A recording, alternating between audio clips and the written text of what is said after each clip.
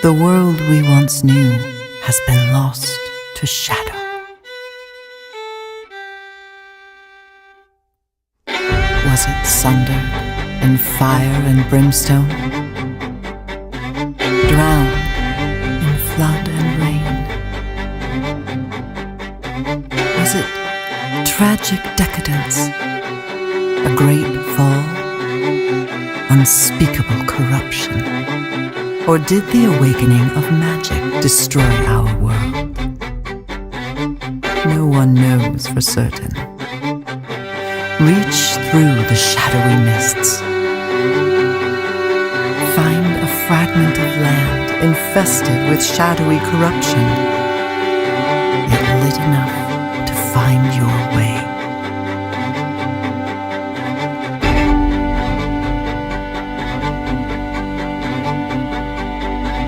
Find a creature of light, a sylph. They are friendly and willing to guide you.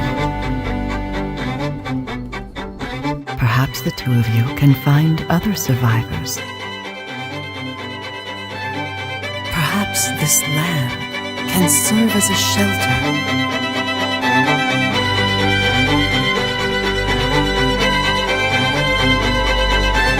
Perhaps together you can build a sort of haven.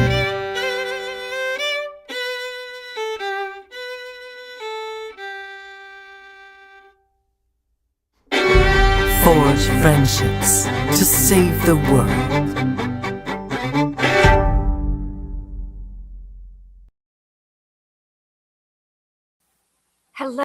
Hello, and welcome to the Unleashed Games weekly playtest, where you join me, Irina, CEO of Unleashed Games, live as we playtest through, wow, I just said that weird, as we playtest through our game Haven, Forge Friendships to Save the World. Haven is a family-friendly cooperative RPG set in a fresh fantasy universe where you can go on grand adventures, delve into dangerous dungeons, and take down mighty creatures with your family and friends, you know, for a hot new take on family game night. Our game is designed to be playable with folks as old as 80 and as young as 7 to 9, maybe 6, 7, you know, as it goes. But we are building this game out of a deep love of classic MMOs such as World of Warcraft, EverQuest, Valheim. No, Valheim's not an MMO, granted. But we really love the old school social game vibe, but feel like that the current market just isn't quite hitting that note. We've been here for, I guess, since 2023 when we first started streaming. We've grown up a little bit since then. We've still got a lot of room to grow. But we are here every Friday at 2 p.m. Eastern, 11 a.m. Pacific, and we playtest our game with some of our friends in the industry to get their feedback and, you know, to continue to play the very thing that we build, because that's actually the best way to make games. Okay, y'all. I actually kind of give updates a little bit around our game development. And like, please, if you've never been here before, if this is your first time, please make sure to like and subscribe, get notified, all of those things, because we do give great updates. We get amazing guests on this show, and the same game getting played every single week. It's never the same twice. Seriously, it's kind of entertaining. But you know, we do this on a regular basis to catch bugs, to get live feedback, and to be deeply, deeply player-centered, because, you know, we're also players and we want to make sure that we're making a game that's fun at the end of the day. Because if you're making something that's annoying, frustrating, too big, or not even interesting, why are you building it in the first place?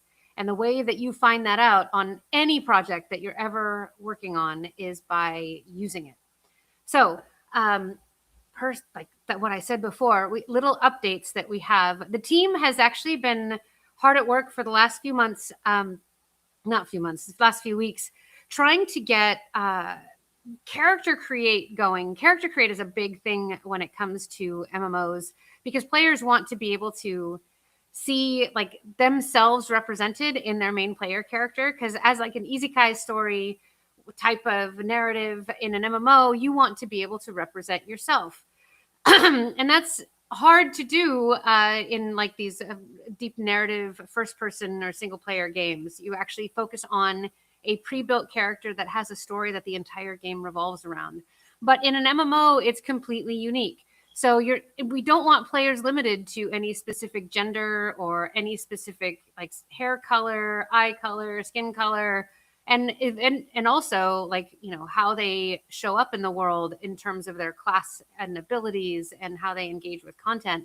So I actually wanted to show like a quick little like preview of some of the work that we're doing on Character Create before we jump in. So let me put it over to the chat. So I want feedback from y'all. Now, mind you, this is a programmer user interface. Again, we're not afraid to show you stuff that's in progress. We not to knock the programmers, but UI has gotten in there in terms of like designing a rough take on what it should look like. But what's extra exciting about it is the fact that we can see it and customize a character. So I'm like trying to share multiple screens. This is awesome. I lost my mouse. Where are you, mouse? There we go. Sharing. And you'll see it. So this is as expected. This is our typical login screen, but this is actually the Unity editor, right? So we have Character Create. Y'all, you can actually change from, you know, gender and have it be reflected in the interface. We have the different classes. Here's the healer. We have the mage. And we have another class here that is not yet released. We have work to do there. And these are, again, it's just some preliminary options. This is not to say that these are going to be our final options, but this is what interfaces look like in games when, like, before you actually get it out to market. You have things that are kind of like the starting point. And then you can have different hairstyles now. Check this out, y'all. Isn't this cool? This is a lot of the work from Giannis, our technical art director, and Chris, our engineer, with some like UI thrown together a little bit in there from me, but like so cool. So this is in progress. This isn't in our current build, but it is coming. We have not gotten to custom faces yet. We haven't actually, you know, even solidified this UI, but I just thought I'd show you all how cool this is. Yeah, so this game, though, like the whole point of it is to jump in and actually play the game. So, like, you know, you can see the character and this new hairdo. We got new hairstyles. It's so cute. I'm so excited. So I cannot wait to get this in the actual game. But to actually play the game would be the best. So our guest today, who's joining us, is an amazing human being that I met like at PAX. I was called in last minute to PAX a few weekends back, where the career panel, which is legendary at PAX, y'all. Like, if you haven't been to that panel, you all need to go. But I was called in last minute because somebody had to drop out for personal reasons. And I came up to raise as much hell as possible. Like, that's kind of the way I roll. I like to have a lot of fun. But this person came up to me to talk to me and afterwards, and it turns out like he is an expert at streaming and working with online communities, particularly for MMOs, in building a streaming-based audience and growing audiences and communities out of the streaming experience, and developing games alongside of their players, which is like, if there was anything ever in alignment with how we think at Unleashed, it is this. So I'd love for you to give a very warm welcome to Shawn Alexander, who helps run these online streams for Albion Online, another fantastic MMO. Shawn, welcome. Well, thank you for having me. I'm really excited to be here, getting to talk to you, Irina, about MMOs and the experience of players in those games is going to be a lot of fun. I absolutely just love talking about games and the players. I got into this because I love the players. I started as a player, um, started as a pretty good player, back in the day. I left school to play video games, which I do not recommend for anybody. It took a very Not a good long time to become a professional after that. But I have spent the last 10 years working with Albion Online to turn the actions of players into the lore of the game. I like to say I turn players into heroes and heroes into legends. That a little tagline for you. It's just a lot of fun. love it. Like that's the spirit. More titles like this, more teams like this. I love it. How did you fall into this? How did you get into this? If I said I went to the career panel at PAX too many times, well, that was part of it. I have been involved in video games since I was 16, working in video games. I started at Electronics Boutique, ended up becoming a pro gamer in my 20s, left school to start a bunch of LAN arcades, did that for a while, and then went into entertainment in other areas. One day while I was at PAX, I ran into somebody who said, you probably know way too much about video games. If you know as much about video games as any other like if you know another subject, like video games, good on you. Go do that. But if you don't, get back into video games because we're missing you. And it took me about 2 years and a bunch of meetings with people, honestly, in the New England area for video games. And eventually I found a video game that would let me tell their stories. And it wasn't until I started telling the stories and showing how that actually improves retention, that by turning the players into the lore of the game, you improve retention. You make the players pay attention to what's going on outside of the game and inside the game, not to some silly story about a thing that somebody wrote about. No, an actual event that occurred and people who matter in their game, that has a lot more weight. And once we started to do that, we were able to go from like a small stream team to now, oh gosh, we have like 12 people working on streaming alone and player feedback and different types of production and stuff. We do events everywhere. It's just a lot That of is fun. incredible. Yeah. Yeah, like as I'm doing this by myself every week, like y'all, the team is like I want to like not distract them with anything stream related other than like funneling in bugs. So like this has just been a labor of love and getting this thing going. And I've like changed my setup, like learned how to figure things out, and it's evolved over time. Even the lighting has evolved, but like I've been so committed. Lighting is the hardest. The lighting is legit the hardest. But I've been so committed to this practice of streaming. It's helped me become a better speaker. It's helped me like get a better handle on what it is our game is. And also like it's so much fun getting to talk to people like you about your work in the industry and get your feedback and like just like pick your brain, all of it, and do so in a very public way. So thanks all for, hanging with us as we're going to dive deep, my friend. I hope so. There's some topics that I think are incredible for us to hit. But before we get into any of them, I saw that you have a collection of video games behind you, and you have one that is a pretty deep cut back there. You have Kingdom of Amalur back there. And I was like, what? Like that's pretty impressive over in the top left corner. The Reckoning. Yeah. Yep. Kingdom they of can't Amalur see it on Reckoning. camera because this way. I You was see like, there's actually a prismatic troll. oh, nice. Okay. All right. You've got an incredible collection. I was very jealous looking at your office as I just have a green screen behind me. And you can tell like the difference of, time in the industry. You have trophies. I have a green screen that goes 360 around my office. It's we're here doing different things. And as you notice, my lighting is a little off right now. I'm on my way to go to Germany to the studio for the next 3 weeks. We have a fairly large event coming up. As a multi-platform game yourself, I'm sure you can understand the release of a new platform. We're hitting the 100%. Xbox, and so we're going to be there live for the 3 weeks around launch to help everybody out and get the players involved in it, not just the new players, but the returning players or old players who want to help new players. It's one of my favorite things, getting to watch veteran players see an influx of new players, and instead of going out there and just murdering them all and taking their stuff, which is something you can do in Albion Online, Yeah. they start up these guilds that are just to teach players how to play. And when I see that in Albion, a full loot, MMORPG where you kill people and take their stuff, that's what you do.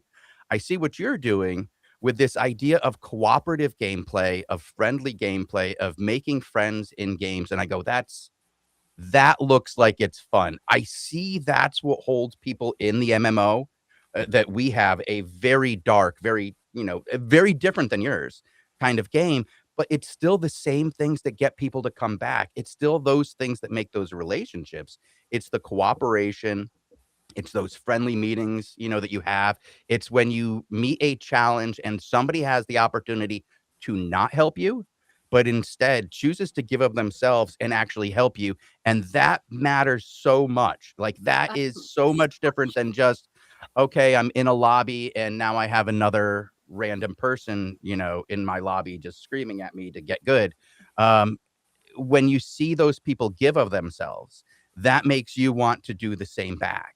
And it creates these relationships that become absolutely amazing.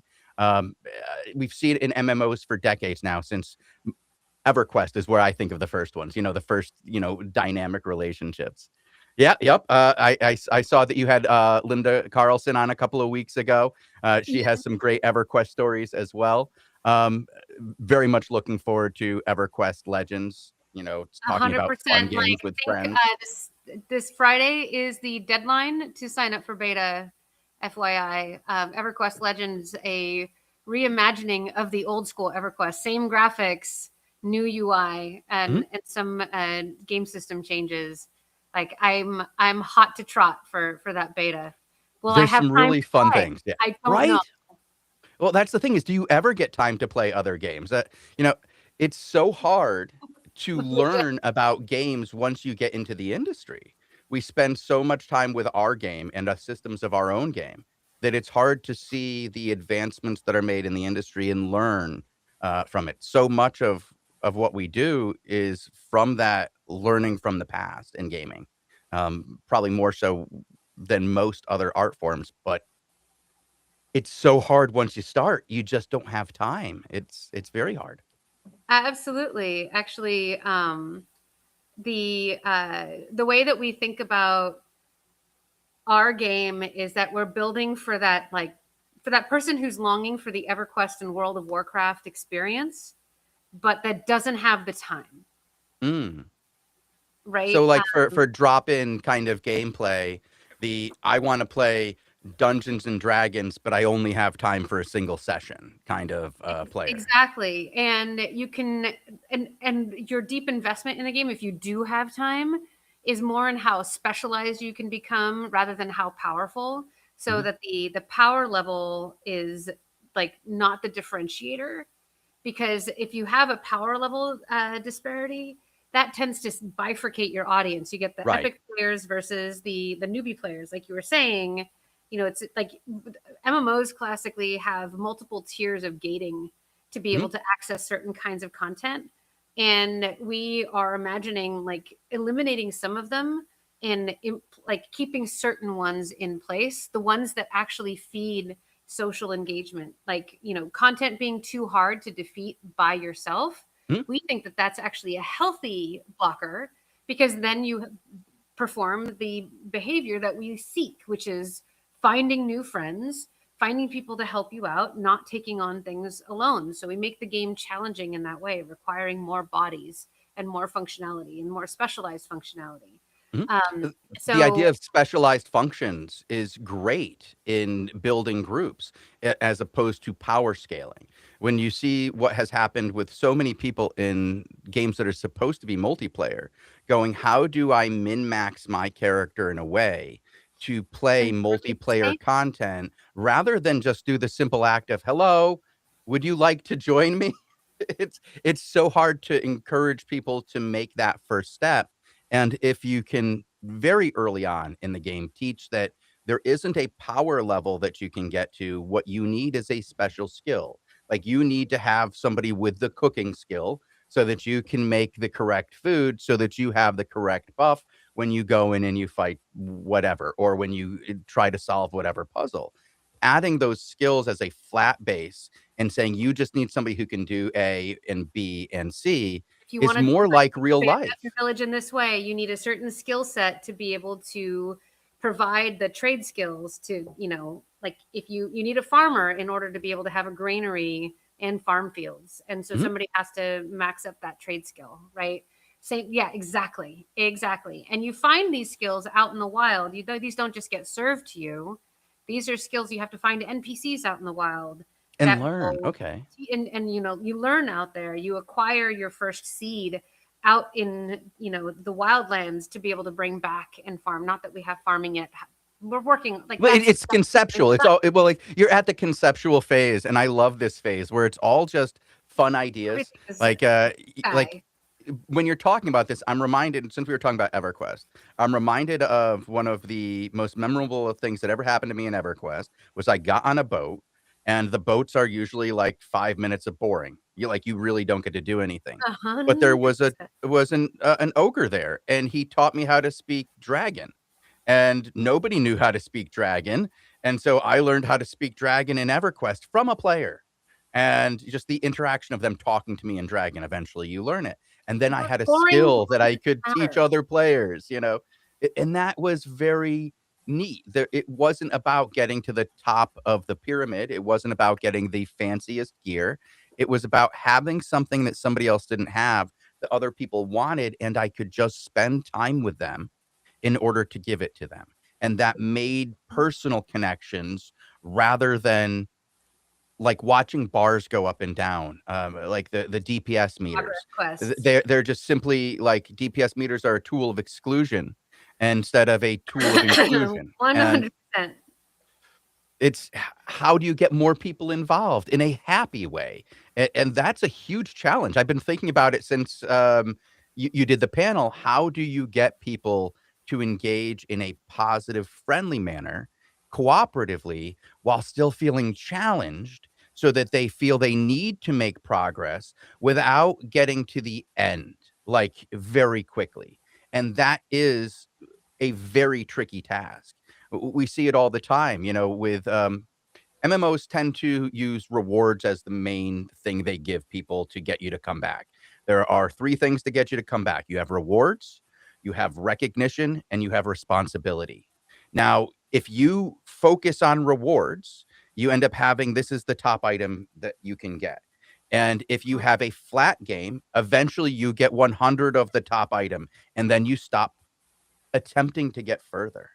If you have it so that you only have one of that item, you gate off everybody else. If you have it so you have to go to the next tier because this new item that now 20% of the population has is not special enough anymore, that you have to add another set of tiers, you then again, as you said, you create a gate. So you have to find ways other than the simple rewards to get people to feel like they're making progress. And you're left with the recognition, which comes in multiple forms. You have the recognition from their peers, their players. You have recognition from the game itself in the form of titles or from the devs. I love that one. I think that that's a very often overlooked form of engagement, is the devs recognizing player achievement, not the game recognizing, not saying, oh, I got my PlayStation achievement or my Steam achievement, but the devs going, hey, here's 2 paragraphs about this event that happened on Tuesday. This person was able to create a game inside of our game. That was cool. That's a form of recognition. And then responsibility is, you've all had the daily quests. We all do our dailies. You got that responsibility to yourself. But the one that really keeps you coming back is the ones that you have to other people. That's why the GM keeps coming back. That's why officers Uh-huh. keep coming back. How do you give that to your regular player? How do you tell the person who makes donuts that their donuts are super important and we need those donuts? Don't stop making the donuts. We love your donuts. Let's make you better at getting donuts. Like, how do you turn that into part of your gameplay loop? It's That very is, hard. but It's an that's incredible in your challenge. core game design though, and that's Mhm, what we have been driving towards. Because if you build a game that takes away all the inconveniences, as like World of Warcraft did this, right? mhm, You used to have to run around in zones, and then at level 25 you can get your mount, you can move faster. But the minute that you got a mount, it reduced the amount of time that you spent engaged on terrain.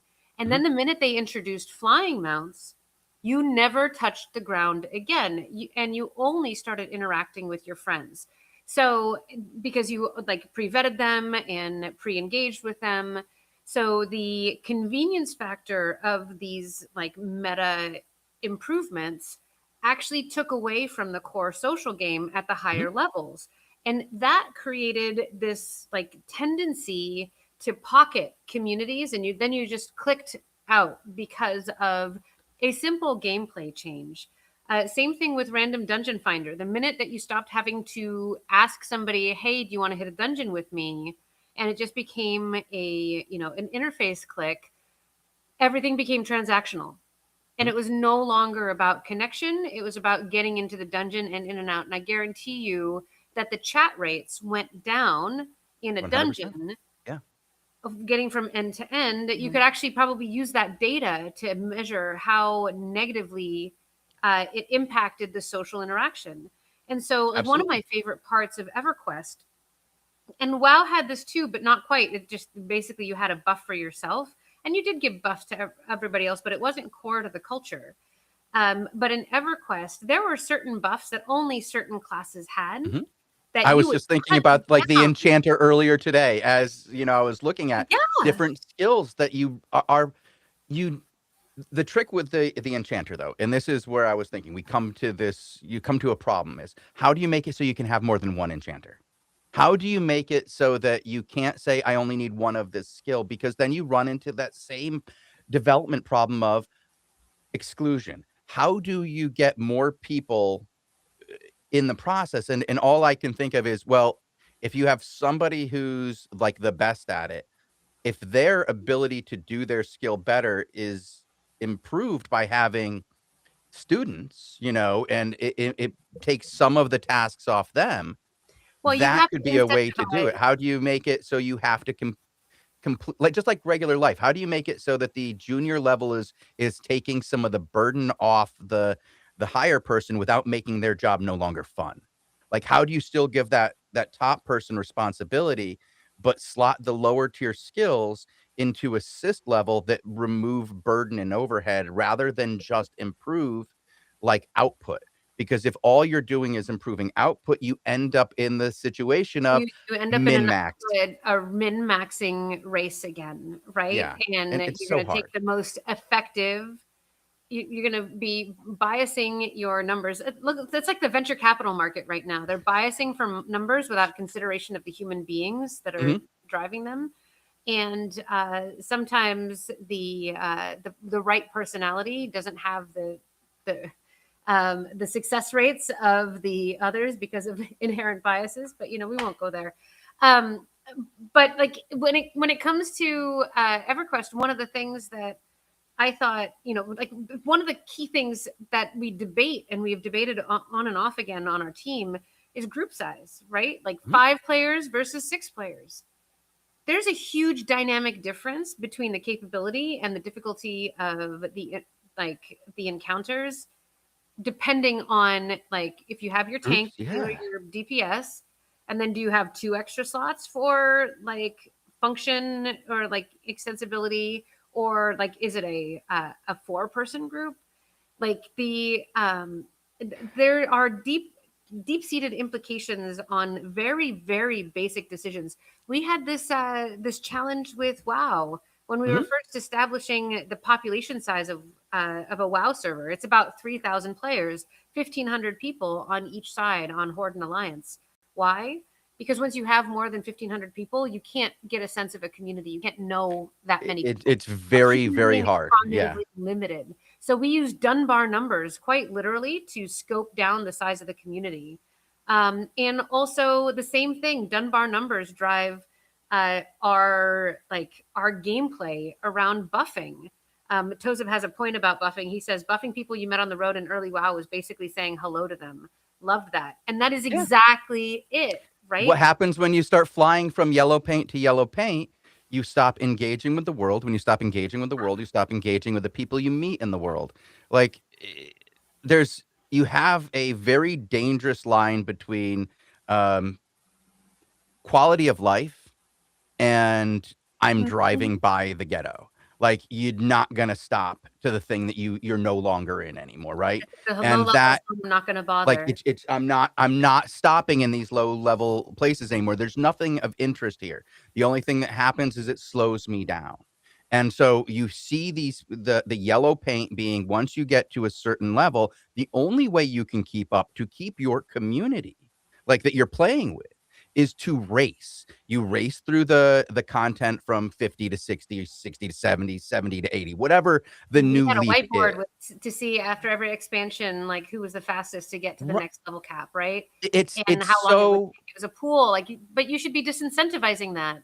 Like, exactly. You're spending your 2 years of development building this questing system that's your story, that's your lore, that's everything that's a normal video game. And then you're telling your peak audience that their game is to repeat the same content for the next 2 years. You're getting a month and a half of content that we expect you to repeat for 2.5 years because we gave you the 2 years of development time to giving you a leveling process that you did in 3 days because you skipped all the quests. You found the mobs that gave you the most experience. You found the drop off points that give you the most experience. You did everything you could to skip all the content so that you could be the first one to get bored of the new content. And it's like story of every expansion. yeah, well, like I don't work in a theme park, right? Like I get to work in a play box, and like we have a sandbox, as you will. It's like Sandbox Interactive is the company that I work with, and it's about how do you give people the tools to play together every day, rather than saying finish this content tomorrow, because you want them to play this content every day. You want people to play Pong every day.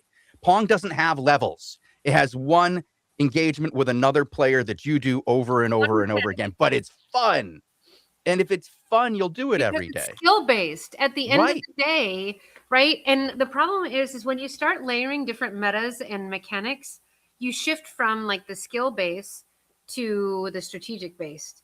And then you have guides and meta guides and like build guides, and you go watch the latest YouTube video on how to develop your meta for the latest Diablo character, which I'm going to do the minute the expansion comes out. Of course, But of course.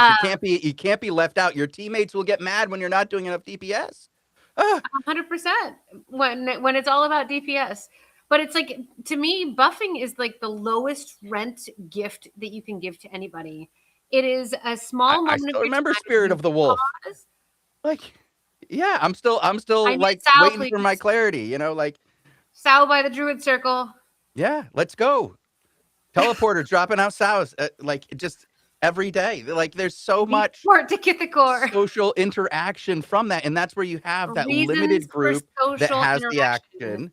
action. And like if you have a limited group that has a bonus ability and they feel like valued for having it, and people want to play with them just for having it, like that's good. That's a draw into them. And 100%. that was one of those things that EverQuest did brilliantly. And I think we were about to touch on it, and it was in my head. You're talking about how EverQuest gave you more time to talk, and More time with fingers on keyboard. right, just spend time with the other people because you had to wait for your mana to regenerate. You had to wait for your health to regenerate. You had to wait for the guy to get the pull. And there was space for a 30 seconds to a minute to chat. And like, I love the idea of campfires in games where you have this place where between pulls you reset. I love the idea of going through a dungeon, but a dungeon does not give you the moments you need to really hang out. The things that give you the moment to hang out are waiting for a spawn. And how do you turn that engagement, the waiting for the spawn? Especially when you're making a game for people that don't have time. Right. How do you make that like something that is both like valuable and not menacing? Like, I don't want to do this again. I'm waiting for the frog to spawn. I've been here for 45 minutes. He spawned, but somebody else killed him. I gotta wait again. Let's just talk about bags again. Do you want to give it a shot? Of course I do. Yeah. Like I've been looking forward to this for 2 weeks. So yes. All right, well, let's go. Let's do this. You ready to play? Would you like to play a game? I do want to play a game. I love games. Oh, yes. Okay. You can tell us if we hit the mark. What are we playing? Well, I'm gonna play a mage. All right. And we'll figure out the male mage here. Sounds good enough. A little chosen one. I will enter the world. And I can see the UI elements here, very, very WoW-like. Little Diablo-like. We got it going on over there in the corners. I recognize these imagery. Yeah, it's good. All right, what do we have for skills? Feels like home, doesn't it? Yeah, very much so. Speaking of, let me change my mouse skills, or I'm going to be playing with a different game. Just a quick thing here. I know it's here. IQ, where are you? Toseb made a point earlier that I feel like it's all about checking checkboxes nowadays. Min-max to the extreme and skip as many mobs and stuff in raids as possible. It's like people try to avoid playing the game at this point. It's sad, like that we have gotten to this point where people don't really seem to want to play the game. They want to get to the end of the game. It's like this achievement, this feeling of FOMO. If I don't get there really quick, I've lost. All right. I blame YouTube speedrunners.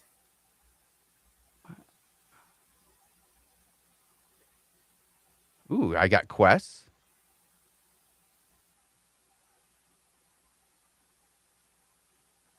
You already have fully voiced quests. Very nice. Okay. Just enough. Now, one of the things that I noticed when looking you up, and actually from our conversation at PAX, is that you're interested in AI as a tool for speeding up development. In what ways are you guys using AI? I don't want to get you in trouble here. I know it's a sticky conversation for some, but I think it's great to find ways to increase our abilities to deliver. And that's what AI has done for me, is it's really given me, as you say, like a force multiplier. I can do more now than I could, 2 years ago. Absolutely. And the way that we use AI at Unleashed is not necessarily in the game itself, but in the decision making or vision setting. I've definitely I want to be freely admitting in the fact that I have used AI to render out for the sake of our art direction, this is the target where we want to go, but everything in game is human made. So we actually have a commitment on our team to not commercialize anything AI related. So we'll use it to make social media images, which doesn't necessarily make us money at all. It does is just kind of aligns our audience with us. I use it as an alignment tool on the team, and I use it to help with coding beyond helping fix bugs. We use it to optimize collecting bugs. I have these streams evaluated by AI, and it collects up all the things to put into Jira.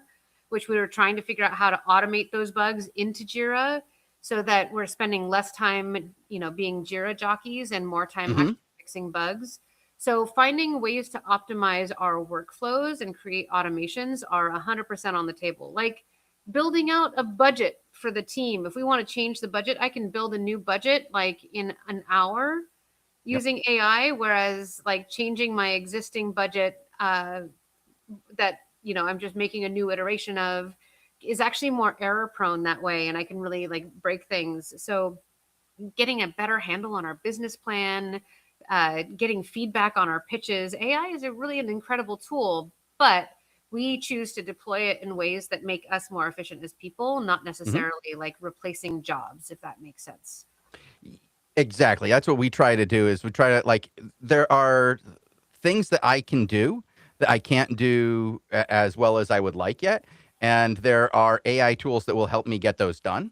And that's generally what I try to do. And then when I need to get to the point where I need a professional to make sure this is working, that's what I do is I get the professional at that point. But there's so 100%. many times where we have to wear like 5 or 6 different hats, and I can't hire those 5 people today. And I definitely can't hire them full time, but to get the junior level assistance on some of those tasks early on and then have a professional look at them later is very helpful. Looking over contracts, stuff like that is very helpful. Like you said, scanning code for bugs is great. Inefficiencies in code, it's great.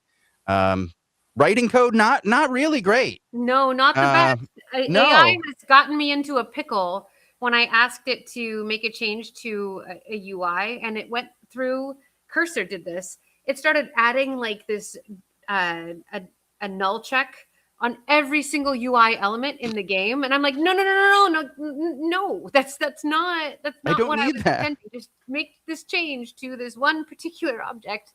So it can make decisions that might get you into trouble if you don't know what you're doing. You still have to have the expertise in order to be successful with AI. But it's like a digital camera, versus film camera. Has the same functions. You need to have the same expertise, but it's just going to make you faster and open up your options. Right.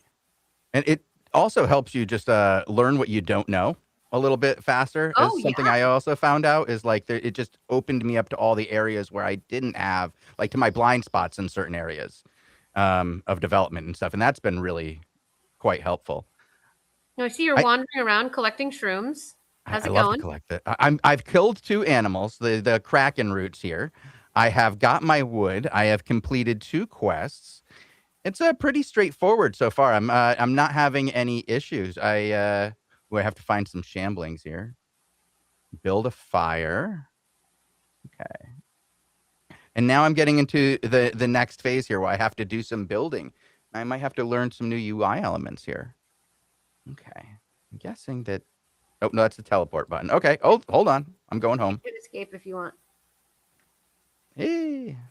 Oh, that was quick. You are Loading home. is fast. I like that. That's good. Oh, yeah. Yeah, this game runs at 30 frames a second on my phone.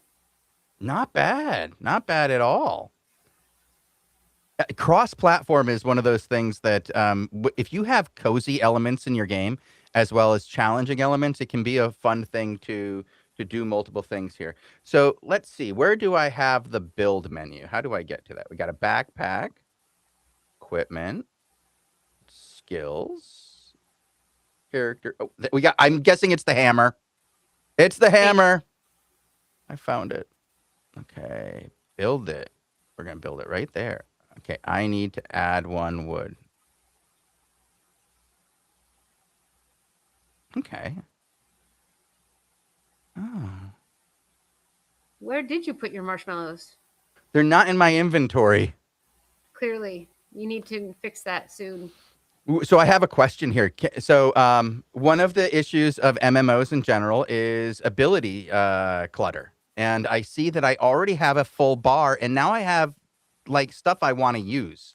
Is there a way to add a second bar, or will there be a way to add a second bar in the future so that I can use my additional resources and tools? There will be. We're trying to figure out what that balance will be. Whether or not we'll have like specific potion buttons that pop up. I actually think specific potion buttons that pop up, it's going to be a consistent need anyway. But we haven't gotten that level of UI kind of optimized yet. We've been mostly focusing on getting the content loop.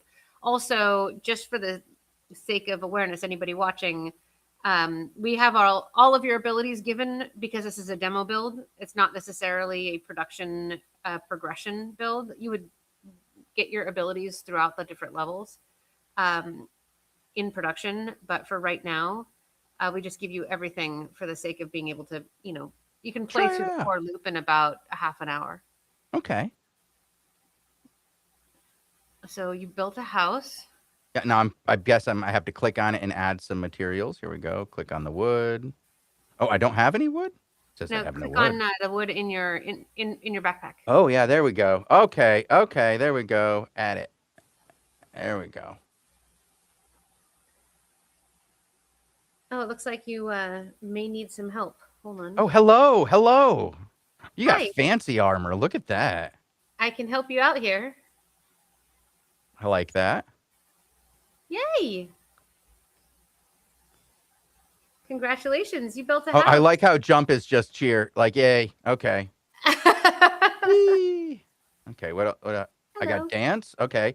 You have to get dance in there early. It's very important to have early dancing in the game. Very important. These were key abilities that we needed, along with, healing. You needed to be able to wave, dance, and cheer. Yep, absolutely. I'm with this. Okay, I have completed my house. I have earned a cotton bolt. Let's see, what do I got? I have to defeat creatures. I kind of want to defeat creatures. Okay, shadow creatures. In the game, right? Yeah. So I am giving you my buff, my warrior buff. Okay. You have a buff in position number 6. Ooh, is that what that is? Savage ice. Okay. So you can click on each of us. Just looking at my different. Okay. Damage and healing increased by 100. That's really good. Okay, that's 100 is always double, right? That's always good. Oh yeah. All right, but you ran off and didn't give us buffs. Oh, I have to click on you guys? Oh, we need a sad emote. Okay. Here we go. Oh, thank you. Right. Yay. There we go. Savage ice for everyone. And now, so currently the math is if you get everybody's buff from every class, you are all doubly as powerful. Okay. Interesting. I like that. That's all right. So now, since we're doubly as powerful, do you want to try going someplace? Sure. So we can go through the stone. Is that how we do it? We use the stone? We sure can. Okay. And we go to Adventureland. All right. And these are procedurally generated, right? Is that what I heard? Is that each one will be different? Okay. I like that. Oh, we got have a spirit. 2 templates for zones. Gather rocks. And need more wood. Oh, I already got that one. Take that. Congratulations. I knew we'd need more wood. Always. It's a survival game. I kind of like the concept of an MMO as a survival game, being, encouraged to do all those things to keep yourself alive, not just progress forward. Yes, 100%. Okay, I'm in the safety zone. One of the things that we haven't fully decided is if you can build everywhere. Oh, I should probably be a tank, huh? I will say I've seen that in our early alphas, and we don't have that anymore. Oh, really? Yeah. Like, people don't tend to build like it makes sense. Got it. It's like, think if every time you've ever given a player the ability to draw in the open world, what do you see? Oh, the TTP ratio. Yeah. Always. For those of you who know. All right, I can tank this. Hit him. So yeah, aggro management is actually a big thing in this game, and you clearly pissed him off. I'm good at that. I have pissed off. I like that I can run just as fast as him, though. Take that.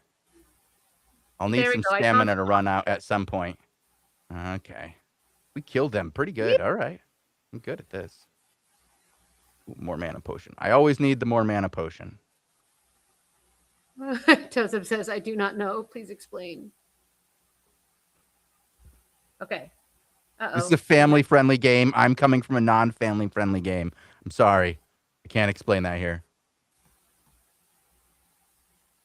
Uh-oh, I'm frozen. Uh-oh. I will come buff you. Keep going. I'm getting stones right now. As I've been told I need stones. This is a family-friendly stream. Stones. Oh, stones. Stones. Not the other thing. Okay. No. Not jewels. Stones.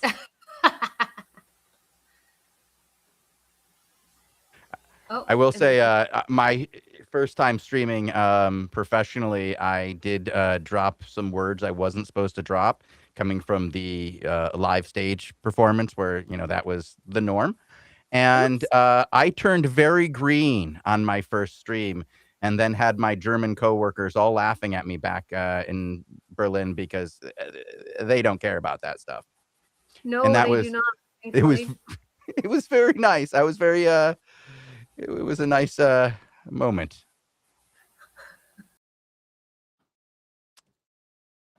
Let's see here. I'm getting a lot of good. This stone does not want me to mine it, though. This stone does not want me to mine it either. Okay. And I think this guy's dead. He has turned... Ooh, enchanted bark. I do like the effects over their heads. Like the color palette is cool. Of confusion.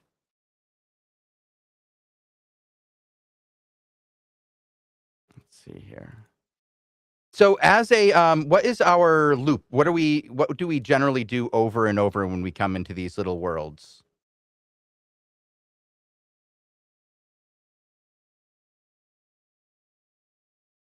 Oh, I think I lost your audio. I see you talking. Oh yeah, sorry. Yep. Yeah, no. My gaming machine is dying in terms of battery. I think that's why I keep freezing. Oh no! And so I switched the power cord and it auto muted me. Thanks, Restream. It's doing its best. But you basically go out here and explore and gather resources to be able to take home to build more and complex and cooler stuff. And there's also other objectives like finding NPCs out here, finding the boss, solving the mystery. What are all these krakens and what are they doing here? What trouble are they getting into? The intention is to create like this little story world where you can accomplish goals and you can come back later on and continue to farm, and gather resources as necessary. I see a special green tree. That's not suspicious whatsoever. No, it's glowing. Usually trees don't glow. Oh, I've got a wolf here with me. Oh boy. Well, Toza will keep you alive. Me, I'm completely frozen. I don't know what's going on. I have been there. I'm really good at forgetting to set my mouse settings before I do live PvP on stream. And then I will go to hit buttons and not hit the buttons correctly at all. They will just all go the wrong way. And then I look very bad at my own video game in front of all the people. That is, yeah, no, it's completely relatable. If something is going to go wrong, it goes wrong on stream, but that's been very good for my willingness to fail, if that makes sense. It's very important. Like I always try to tell my kids, you're only wrong until you admit you're wrong. And then guess what? You're right. How many kids do you have? 2, and they are 16 and 18 right now. So ooh, they've been... Do they game? Oh, yeah, they do. They definitely do. My son plays a lot of games with me. He occasionally even shows up on my stream and embarrasses me. It's great. That's the way. That's the natural way of the world. Oh, it's supposed to be that way. I know it's supposed to be that way. What did get me though was when my daughter saw a commercial of me on YouTube, and their friends were like, "Is your dad on YouTube?" That was a weird moment. That's that is absolutely perfect. I have had similar situations where like their friends, my kids' friends have like asked like, "Wait, I got a thumbnail of your mom? That's weird." Yeah, it's always a little weird. How old are your kids? I have one that just turned 16 Mm. and one that's just turning 14 on Sunday. Oh, And congratulations. oh, thank you. And then I have a 9-year-old who is the one that games with me the most. I am not cool enough for my oldest son to play with at all. He Yeah, plays yeah. like Fortnite. Marvel Rivals Oh, and Marvel Rivals. Yeah, yeah. They all go through that phase. Yeah, my son had a Marvel Rivals phase as well. and he My just friends actually are playing without re-downloaded me. Apex, Oh, really? which Not is a bad. Okay. surprise. Yeah. My son is currently into Warframe heavy. That's his thing. Oh, Yeah. interesting. Yeah. And I'm always a fan of them because they do some pretty great streams over there. So I like what they do. I feel I think like it's important. the streaming habit is necessary for games in the future. I think so. And I think what you're doing as like the developer being on the stream and really just talking about the process of not just playing the game, but building the game and what it's like as a person who's developing a game, not just a output. As a lot of people tend to see, developers, you're just output. You're just making my game. That's all you do. You make my game for me. Now I'm going to go be mean to you. But if you see them making their game, you see them as Yes. people, and they're like, "Oh, I understand why the game was late. You had an emergency last week, and your kid was at the hospital, and you talked about it on stream, and I remember that, and." That becomes part of their shared story. And now they don't just come to play your game, they come to see you and see the people who are like them and are interested in the same things as them. Because so many developers got into developing games because we love games, just like the players. There's not a lot of difference between us. It's just that we do different things from 9 to 5. Yep. Yep. And in our case, right, we don't just like, I mean, we're not making a game and we're not doing this for money right now. We hope to like make money for it someday. But we're here just like them, people who love games and who want to have a game that's like this and show up every day because we believe in it, not because somebody paid us to be here. You know what I mean? Right. It's like, I don't want to talk about how long I worked as a volunteer in video games, but there were many years that I worked as a volunteer. It was a great way to get your foot in the door, meet the people who work on things, learn what the issues they deal with are, so that you can find solutions.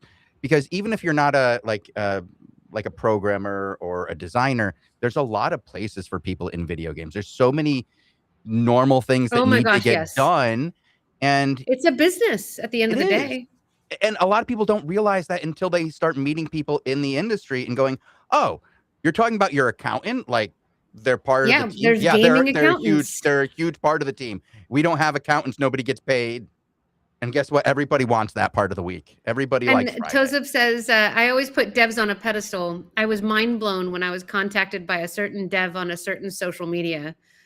I don't know if I think that might be is that a reference to me, Tozeb? Oh my goodness. Like, so you had called out Amalur before. I actually worked on Amalur. You Worked on did. the MMO version here in Massachusetts at 38 Studios. He says it might be. Oh, hard reveal. But I worked on Amalur, and Tozeb has been keeping this channel and keeping his love of Amalur alive and just Mhm. sharing the lore of the world that people will never see. And it's been glorious. And he's been doing this for a few years. And I've also been on a mission to revive Amalur in one way or another. Fantastic. And so like we just bonded over social media, and now I've just somehow roped him into helping out. He's here every stream, helping out, always, pinch hitting as a healer or a tank, depending on what our guest chooses. And he tests our game for us, gives us feedback. He's helping us with our community, like helps us with videos, like all sorts of really cool stuff. And that to me, like bringing in the community as partners in this effort is like it's completely aligned with the type of game that we're trying to build in the first place. Well, you need players like that and fans like that to really motivate you early on, especially if you're as a volunteer development team. It's really going to be the people that keep you motivated. Sure, there's going to be like some people use the naysayers and some people use their own personal like grit, whatever it is that moves you on. But like when somebody has to do something for another person, that sense of responsibility makes it so much easier to do. When you say I'm not building this game for me, I'm building it for my fans. When I'm building it so that like other people like me have a place to go, that motivates you so much more than I'm going to get paid this week. It's it's just a different kind of engagement. I need to go find my tree. Yeah. You got to come back to the glowing tree because I'm back. So lost. I'm so lost. Is there a map? Nope. There will be. Just look in the distance, or just don't die. Yeah, and now is the goal is to not to die. First is to not die and to kill these 4 Kraken roots. Yeah, it'll be okay. They'll die. I'm good. Oh no, not 4. 4's too many. I think I may have found my limit. We're about to find out what happens when you don't live. Almost. We're down to the final hits. Who's gonna win? Me or the Kraken? And you leveled. We got one more Kraken. Oh, and that makes all my health came back. Suck it, Kraken. Yes. I survived. Streamer luck strikes again. Soloed, dude. You just soloed 4 Kraken roots. Yeah. Well done. I'm making a good showing of myself today. Not dying to the first enemy. I feel good. All right, well done. Where do now I go? find the glowing green tree. Okay. Follow your. You see that little sparkle trail? Follow that back the way you came. Follow the sparkle trail. Okay. Yeah, that guy. To the left. Okay. There we go. Yeah, there okay. you go. Okay. Okay. There it goes again. Sparkle. Yeah. Okay. See All these little balls globes? are the things I killed. Yes. Oh, very nice. I'm not lost at all. Oh wait, are you going back? Oh wait, you're making your way back to the very, very entrance, not the tree. Well, okay. Well, from here I can find the tree, I think. Yeah. All right. I think I have a quest to turn in with this guy here at this pillar first. We can click on that. Oh, nope. No, that's with the, teleport to the spirit. home instant. Yeah, that's the wrong one. Okay, so Wait, behind you. Well, the spirit doesn't have anything above their head right now. They don't seem to have anything for me to. Oh, nothing. Yeah. Oh, you need cotton fiber. Cotton fiber, and I need more rocks, and I need to kill more shadow. I'm just not done. I'm not done. That's what it's telling me. It tells me I have more to do. Okay, that's a glow hide. That is not one of the things I have to kill. I need rocks. Okay, there's that. I believe that's where the tree was over here.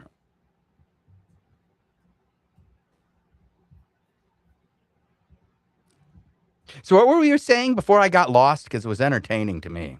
I don't know. We were trying to not die. You were actually doing quite well against multiple Kraken roots.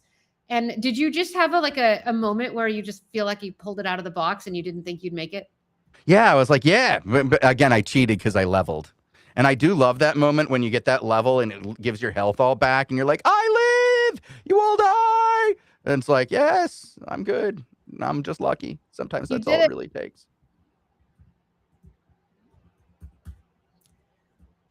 But yeah, the players that donate their time and make the community worth coming to are like, they got me through some of the hardest times in Albion was the players.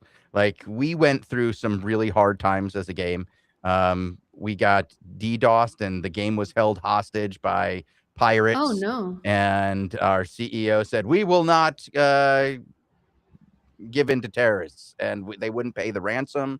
So we lost a significant number of players during the first 2 weeks. And it was a long road of earning the trust of players back over the next 2 years until we eventually went free to play. It was a very long, difficult road, but the players themselves were what really came together and really made us want to stay and keep doing it. That's why, like, That's why I love games like this, is because it creates these communities and connects people in a way, like you were saying, it drives motivation to show up every day and keep building. Mhm. I, I love that, and I love what you guys have done with Albion, like driving for that player driven community and supporting that level of community engagement, because it's a different form of accessibility that we don't necessarily initially assign to games. Not really. They didn't. To be honest, that's not something that was in the plan originally. The always on streaming that we do, that was something that became developed over a number of years. I joined them right around launch with the idea of creating player stories. That's what I wanted to do, was just create stories from what the players were doing and then find a way to give that back to them. When we first started, we did it as a podcast, and we just went into the different guilds and found the interesting things going on in the guilds and reported on it. And then it went from just reporting on guilds to reporting on alliances and famous individuals, and then the game itself and the developers, as like the taste and the audience changed. And from the very beginning, I kind of wanted to do it as a business to business situation. I think when you're giving information about a game like this, it's much healthier to do it when you don't have to worry about maintaining the players. Oh, I'm gonna die. That wolf absolutely wrecked me. Shadow wolves are a different level. Okay, Well, I learned. Okay, yep. that was quick. Not so good at game. But yeah, Well, you were doing well. I was doing very well. Then, I don't discount that, and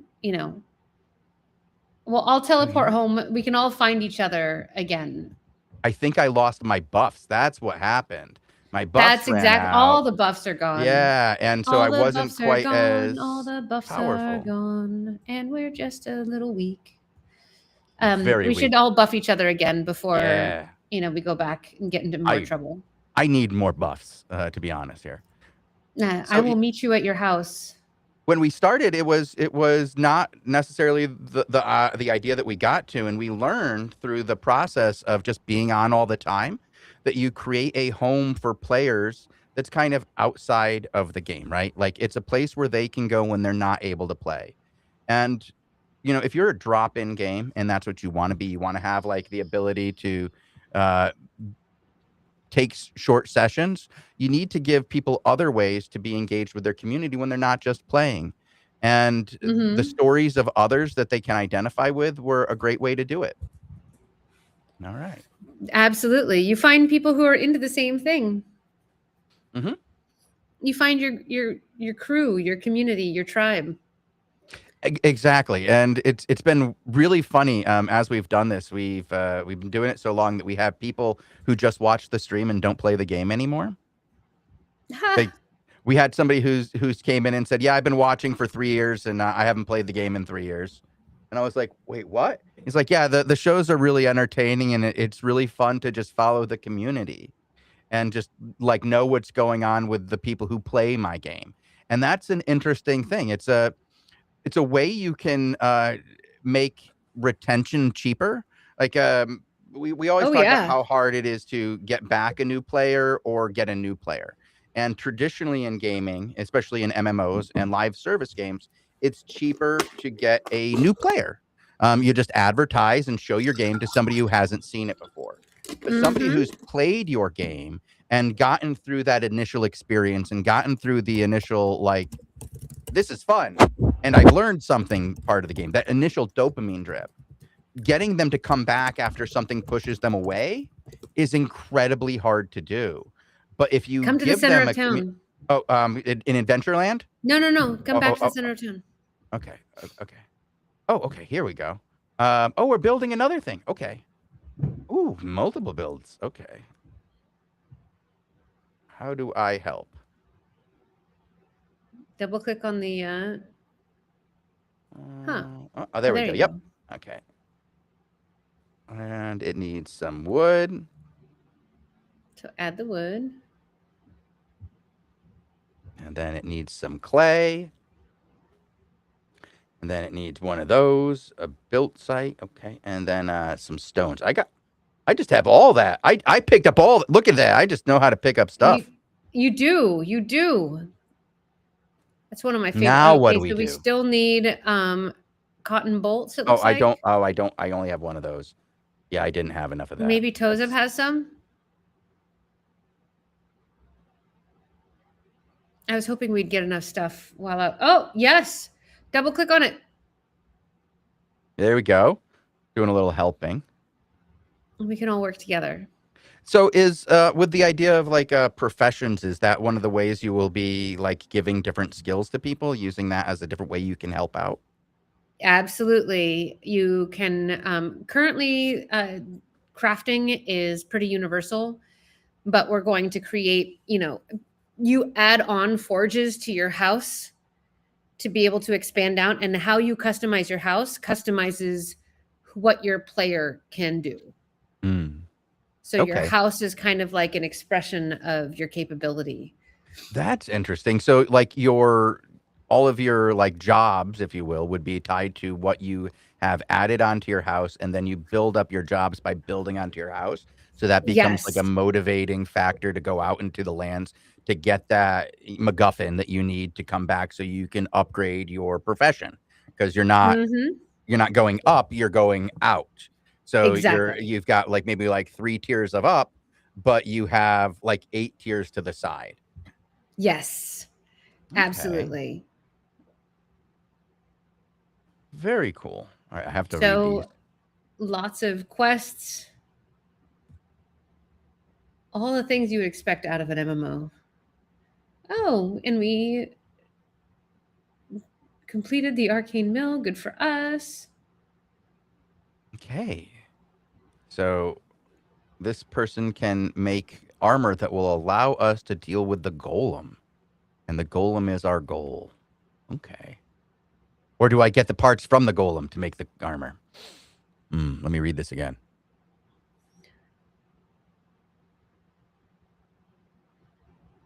Yeah, okay, so kill the golem, make the armor. Okay. I saw the golem earlier. Dangerous golem. If you go up the hill, there's a teleport. I went to Adventureland, yeah. Oh yeah. You want to mine more stuff. Yeah, I got to get more cloth. Oh, no, we got the cloth. We need to find our... We want to get stuff for armor. Yeah. I got you. I'm right behind you. All right, I'm going to go ahead and take on this glowhide rhino, angry rhino. Well, as rhinos are when you start beating them with a hammer. Yeah. Okay. You can definitely tell when somebody else has entered the zone. Because suddenly you don't die? Well, it goes, "Bow!" Oh, is that happening when people are zoning in? Oh, that makes a lot of sense. Like there's a bug with the level up sound. Oh, that's the level up sound. Okay. Okay. I was just like, now I know where everybody is all the time. I like this. This is good. Uh-oh. Got to find our way out of this maze. All these trees are procedurally placed, so you never know if you'll have a clear path to where you need to go. Okay. We want to mine more. And what are some of the kinds of challenges that you'll face here? You're saying that they're not all monsters. I heard you talking about like helping NPCs as well instead of just destroying them.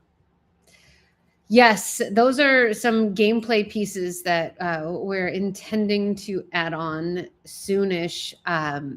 Because one of the things that we want to solve is, oh my gosh, a healer is only useful when they have people to heal and they can't go out and solo this stuff. So like it's very, very challenging. So we're trying to figure out an alternative way to deal with NPCs that allows a healer to be able to come out and be viable by themselves in some fashion to a point where everybody else falls apart, they should also fall apart, needing somebody to go with them. But it's a fine balance point.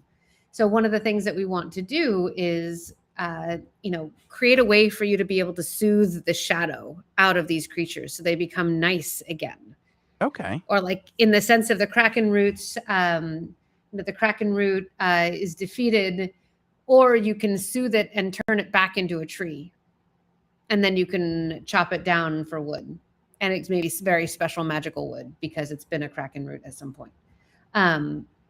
These things that create alternative ways to interact. But there are like escort quests. There are dungeons to clear to be able to restore an entire zone and bring light back. So, and other ways that we'll creatively use to get players to engage without necessarily thinking beat them up first. Okay, I like that because, like, you know, you can only solve so many problems by beating up the problems, and like, right? there's an incredible sketch somebody did about like all the things. Maybe it was Homer Simpson. Is it Homer Simpson when he gets a gun and he uses the gun to do everything? He like uses it to turn off the TV and stuff. And I'm like, that's how we approach video games often. It's like, how can I break it and win? Like, that's the only thing. Violence is how you win everything. And it's like, you have to defeat your opponent in order to win everything. And you know what? In real life, we really don't always defeat others. Oftentimes, that can like get the boring way, too, yeah. right? But like, you get the most stuff when you work together to solve a problem that is a shared problem that everybody has. And nobody really gets beaten in those situations. It's usually you find a cooperative experience that nobody likes having to do, but the outcome is beneficial, whether it be tedious or exertion. Like you work together, and real life isn't like everything's not always war. It's not, you know, go beat up the bully every time. Sometimes it's like talk to the bully's dad. Exactly. And we're looking forward to messing with people's expectations with quest lines like that in the future. All right. So do you want to double click it on this glowing suspicious tree? Yeah, I'm going to double click on this glowing suspicious flimsy wand. And I have got a new one. Oh, I got a sycamore wand too. Okay, somebody's hooking me up here.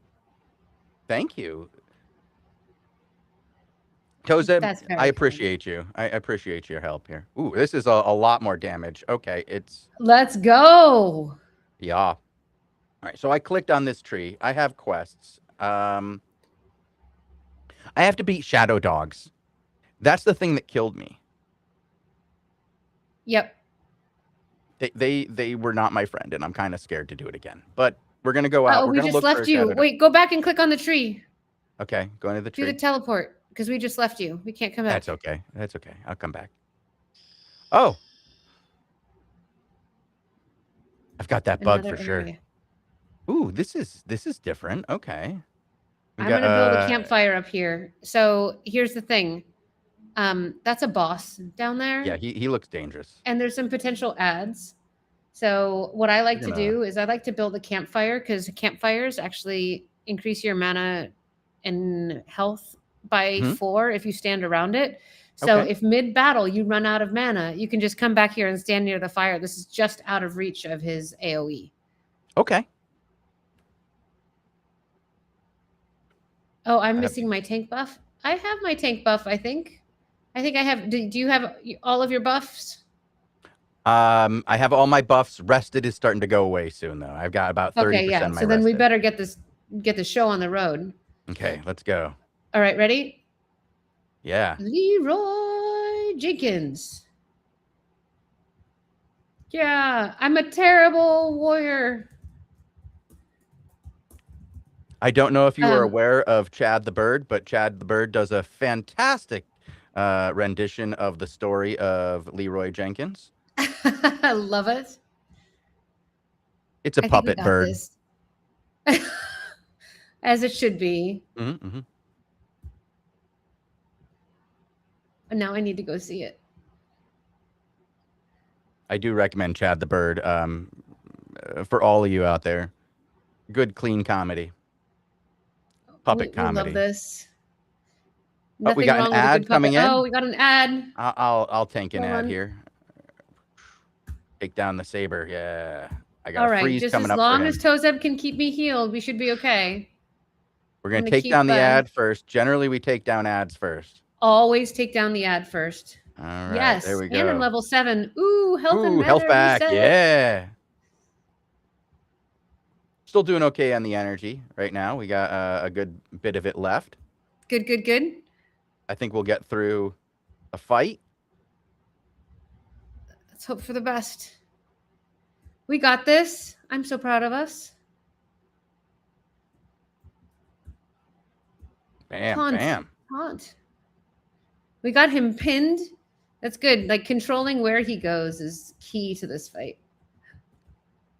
Ah. Bam. Oh, the Yes. 150 crit on that Yes! one. Yeah, big hit.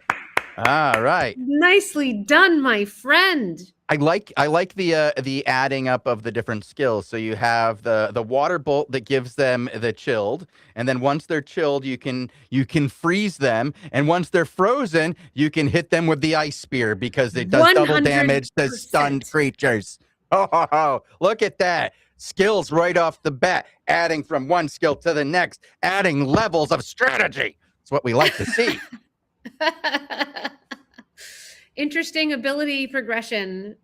Uh-oh.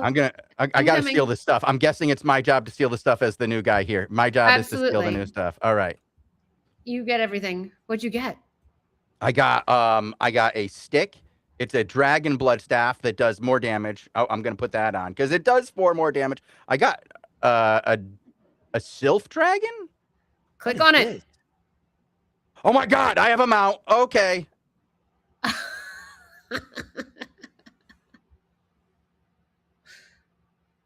The best reactions. The best reactions. Mounts are terrible for the game. Now give me my mount. Oh, can I fish? Is fishing a thing? You have to click on your mount again to dismount. Okay, we'll figure that one. Okay, there we go. Now I've got fishing. Oh, there is fishing. Okay. All right. Are we going to get a fancy fishing mini game? Every game needs a fancy fishing mini game that is very not good. 100%. Excellent. Can you make sure it's as derpy as possible? Derpy as possible, most unlike fishing, so that we don't ever crowd the glorious fishing game market. Zelda, I can't believe you went and made a good fishing game inside of a game. It's actually wrong to do. I think it's wrong to do. With you might have gotten. I wonder if you got shambling quest credit. Oh, are you pulling? I have to. Yeah, I have to kill one more of these. Okay. It's part of the quest. Fine. Let me get. I do like to kill everything. This may be a problem in a friendly game, and unless I can just make friends with all the cats and pick them up and pet them all, if that's a thing we can do, then I might be able to do that instead. But they will all get 100% here for it. They will all get pulled. All right, that was fun. So that's our game. This is really fun. I see it has potential. I'm looking forward to seeing the areas where we have to work together to build things that are like important over time. That's the thing that really gets me to come back in the game. Is this something that will be better for somebody else tomorrow? Is my 15 minutes of grinding going to be good for somebody else? Does it have an additive effect to the game beyond the number go up for Chosen, right? Like that's how I judge those things. Yes, and actually, so some of the things that we've done. It looks like Toza was in trouble. Yeah, we gotta save Tozen. Oh, why can't I?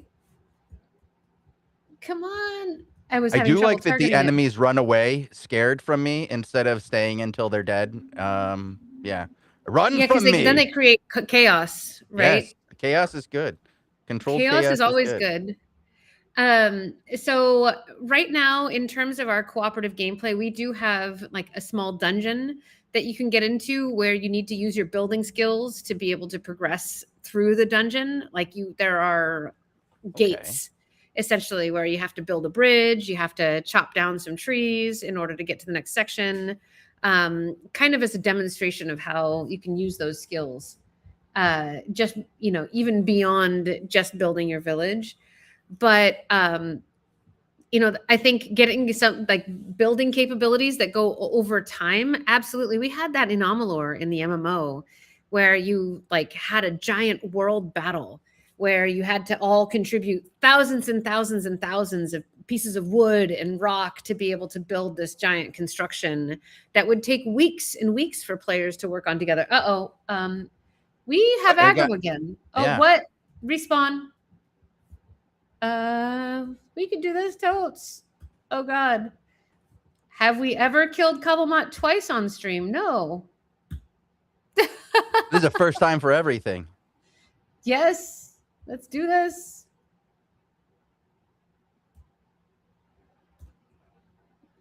Oh my goodness. We're gonna need like things that make the casters have to move from their spot. Though you need some red circles on the ground, green circles on the ground, lots of circles and lines on the ground. Those are important. I'm not sure if to make sure people don't stand in one place. Yeah, well, you're not supposed to stand in it, and if you're allowed to just stand in one spot, people will forget that, and then one day you're gonna add something simple, like lava on the ground. You got to keep them on their toes. They're going to stand in it. Yeah. Keep them on their toes. Oh, we got this. What up, Cobblemot? You can't take us down. Not this time, he can't. We're Shrekking this poor kid. What's going to happen? Are we going to have a second portal appear? Oh, there he's running. Oh, he's running. He's running. Get back Bosses here. don't run. But be a big boss. Get back here. I'm going to execute you. Bosses go down with the ship. That's why they're the captain. Hold on. Let's see if I can freeze you, you silly boy. Yes. Abilities on cooldown. I don't need a cooldown. I need a smackdown. Yes. There we go. Now you get to loot too. See, now everybody gets loot. Everybody gets loot. And you get a staff. And you get a staff. Silver ore. And I got a dragon. Your dragon blood staff? No, I got a gleaming longsword. That's what I want. That's nice. That's nice. Does the loot drop per class, like so that when you loot, you actually get something that's for you, or is that just a coincidence we experienced today? It's a coincidence entirely. This is very old school loot rules where, like, I actually think that we've overcomplicated in catering loot, and we've taken away the ability to have like special loot drops and, again, reasons to trade. Right. We actually don't even have limits on, like, if somebody's outside of your group, they can come and loot your stuff. But those are all opportunities for social interaction that may not necessarily seem obvious, but still have value.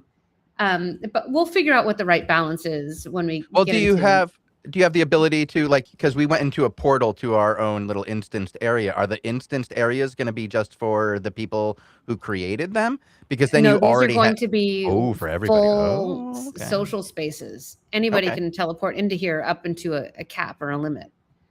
So yeah, why don't we let's get back home, and we can take all this fat loot back to the arcane mill and craft gear as one does. Okay. Heading back to the little house. Oh, I got a Kraken on me. Oh boy. You have arrived. I kind of want that whenever I walk into a room, that noise to just go off. Like, just the leveling noise when I walk in a room. I don't need theme music. Will make people pay attention. I want a dong that comes in the room. Dong!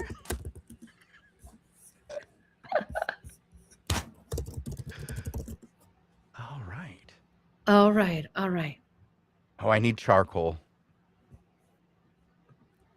to create, let's see. Oh, no, I can create charcoal. That's what I can create. I can't create any of these things. None of these are within my grasp. That's okay. I have a dragon wand. I'm stronger than these wands. Take that. Well, you got to craft some of the prerequisites. Go back into your into the crafting menu and go to the top. Okay, I need a bone needle. Yes, there you go. Make some cotton bolts here. Okay.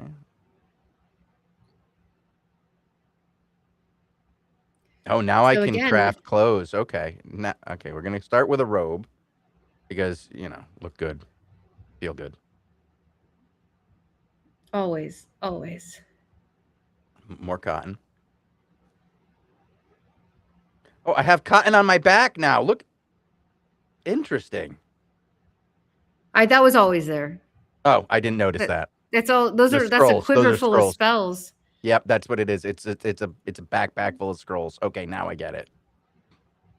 I was not looking at that before. I was just looking at my fancy hat. Though I like the idea of like what you're crafting showing up in your hands. That would be fun. I have now created an entire set of clothing. Let's place it on my character. All right. All right. Oh, there. Oh, and ta-da! I have now upgraded my clothing. And if you go into the little helmet menu, it'll show you all of your abilities or all of your My stats. Yeah. And you'll notice you could actually like increase your strength or intelligence. You have points. I have lots of points. I have a lot of points. Okay. All right. Well, I'm gonna put most of them into good old intelligence and 4 into strength, so I can carry more stuff. I don't know if that's where your stats work, but No, but I'm I like not that too you think concerned. so. I'm not too concerned. All right. All right. So there you are. You have experienced Haven. I'm going to pull you back into interview mode. Okay. I'm ready for it. I'm ready for interview mode. So what did you think?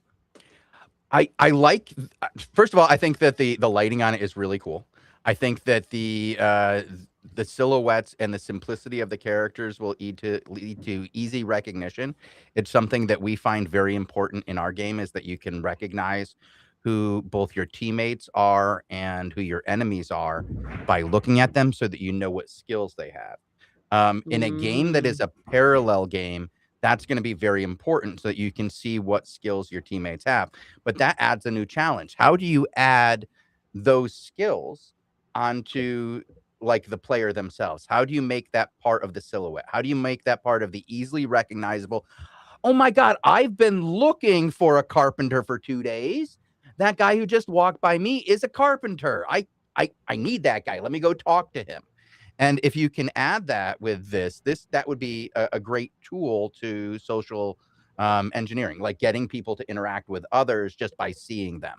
I like that. I think that the basic constructs of your traditional MMO of let me hit buttons and have them, cast spells is great.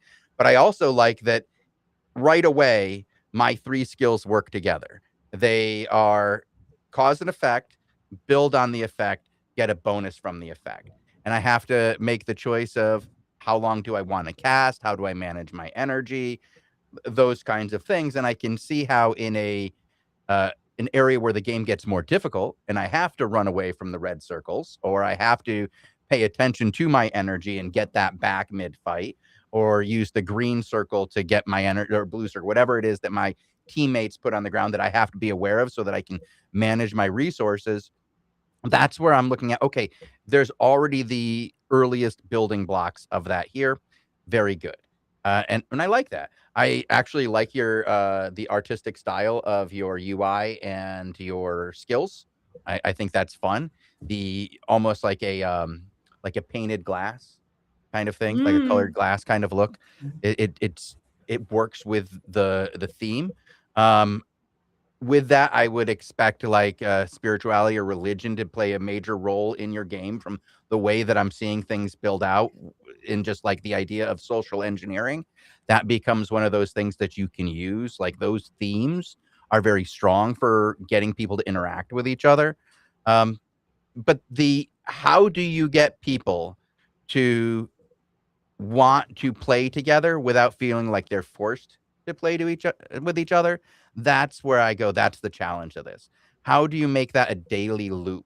How do you get that into something where it's okay to play only half an hour, but you want to encourage people to still play 5 hours? Because you can't build a community at a half hour a day. You Nope. need to have that person who's going to be there when they wake up and they make their coffee. They're going to go on and they're going to manage the guild. They're going They to need something to incentivize them to come in on a regular right. basis, to like They're going log to in, till do your this one potatoes. thing. Yep. You got to have them coming back every That's where day farming so comes that into some play. You build a hmm? little Farmville Right. in You the got to have game, that like right? So you got to like check your crops. You got to if you can harvest whatever's ready. if you can have there's like different types of players, right? Like we all know that in MMOs, you have your social player who's going to be there all day. They basically just tell people what to do. You have to give them a form of advancement for just being around. You have to provide something for the guy who's the warrior who wants to be there for 30 minutes, come in, pick up his sword that somebody else made for him, and then hit his buttons real fast. You got to have gameplay for that guy. You have to have it for the person who likes to like build up communities and have the tools for them to organize how players interact with each other so that they can do the basic guild management of this person hasn't been on in 4 days and this person has been on, and every time they're on they tick off this box. They're the one looting my potatoes every day. They're the one planting the flowers. They're the one feeding the dragons. You know, you They need have that kind of jobs. things. Yeah. And if you can keep that as something that is fun to do, not just a responsibility, and they can see the growth in not the just how it makes their character better, but the efforts they put in make the gameplay experience of their co-players better, then you can keep people returning every day. But I think we're past the times of go through this dungeon, do it 10 times for this sword. Like you're gonna have to do this dungeon 100 times to get this sword, and that sword is so that you can do the next dungeon 1,000 times, like so you can get the bracelet. Like I think we're past that. I think it's the experience of coming back every day, whether that's a positive experience to build something for your teammates, or a competitive experience where you want to go and beat your opponent every day. Like like Albion has an end game where literally thousands of people form up into groups of hundreds of players and then fight each other in groups of hundreds of players. And you have individuals whose job it is to gather up those 300 players, 400 players, and put them into groups and get them all organized. Those people stay every day. They're there every single day. And without them, that kind of gameplay falls apart. How do you make it so that they want to come back?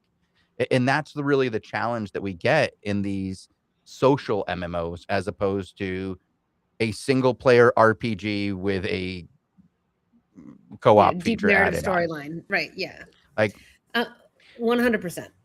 And you've just identified the key challenge, right, of MMOs in general is, the thing that makes people become friends and makes them form social groups is time spent online.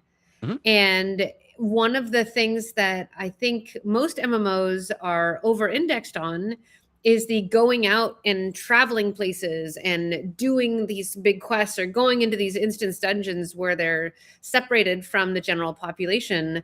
One of the things about EverQuest that was so great was the fact that you could show up in Freeport and like your friends would be there. You'd run into somebody and you'd like goof off and hit one of the guards and like they'd come and whack you and everybody would find it hilarious. Or there would be a newbie coming in trained to zone. There was a reason to go back to where the newbies were, to cross paths with them, even if you were level 45. Like creating those social opportunities is part of it. And one of the things that we haven't done with MMOs yet is making the staying at home piece like just as valid of a gameplay component Exactly. as the combat and the exploration, right? It's So, very hard. building that Stardew style, like farming, building, tending, that then supports gameplay, like Valheim proved that was hella fun. It It is. was It is. so much fun. Mhm. And it allowed us to get over the fact that Valheim's combat could have been better. Happens. That's the thing. Is like, we've been going into like it's a weird time in gaming right now. Like we have Yeah. like I'm going to talk about like the jewel area we was talking about, Crimson Desert. It's this beautiful Yes. open Everybody loves world Crimson Desert. with amazing things to do. Everything's a little shallow, but the thing that's driving everybody crazy is that the controls are absolutely maddening. And like there's things that people go, what are we doing here? But it's still enjoyable. So you'll have people who go, the controls are so like that I can't play it. And But then they you have tolerate people, it because the gameplay is good enough.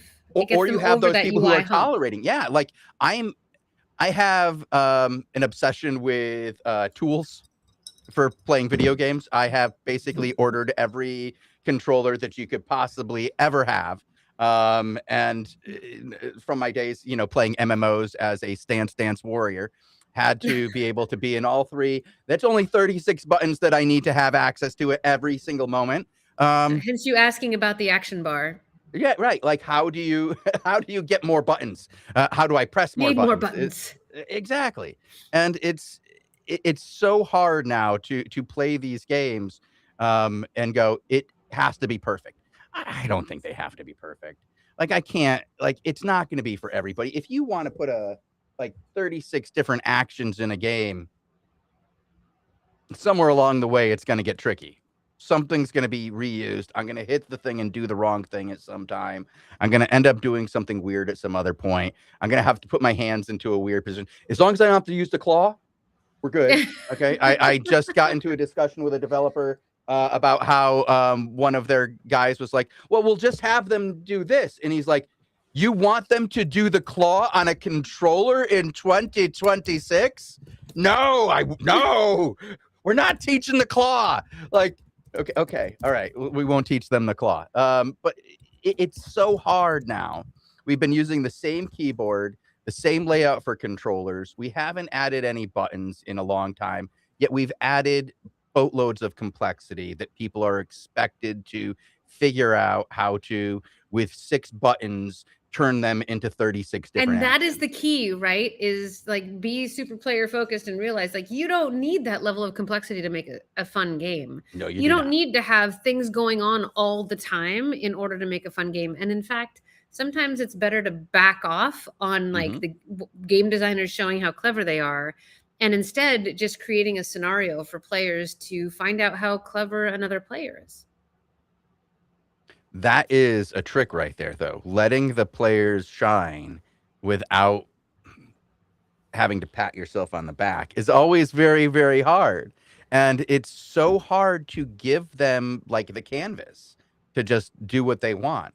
Oh, well, it's Because we're easy to slip always, into the trap of let's just put the next exclamation point. Let's put the next exclamation yes, point, right? And it's guide them. so But once you easy. start them that way, then they stop compulsively clicking on every other NPC. Mhm. They only Mhm. click on the ones with the exclamation points and don't even bother with the ones that don't. So that's where you have to kind of take away those signposts, those things that like guide them to what's easy. And like EverQuest's vibe was like every NPC is the same. You have to know what NPC you're talking to, or you have to talk to all of them to find the Mhm. right one. And then it rewards the player for doing that exploration in the first place and being inquisitive and curious rather than, just making it easy for them to go to Joe Bob instead of, George over here.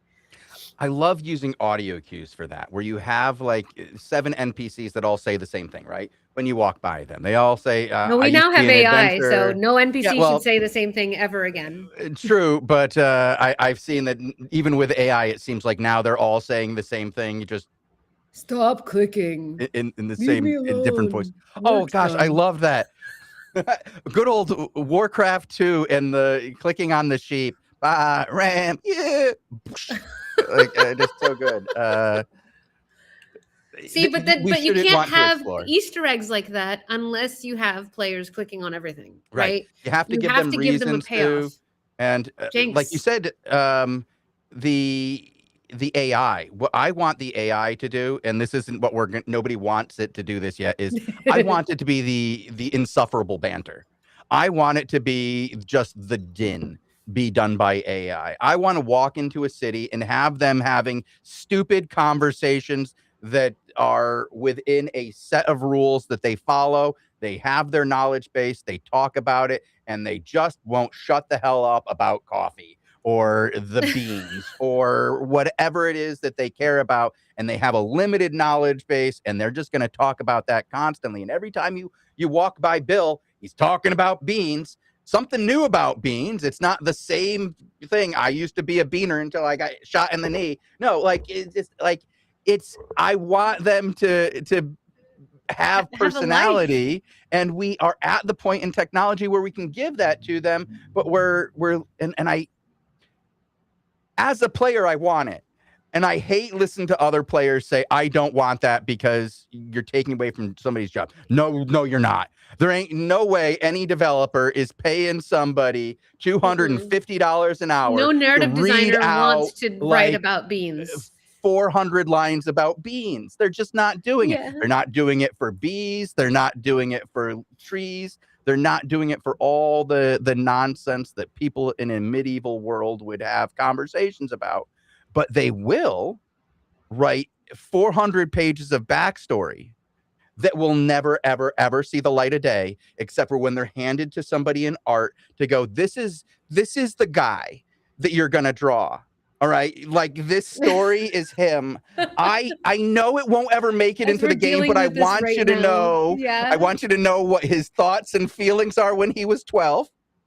And it's important to his backstory. Here are his insecurities and what makes here's his motivations for why he's so mad.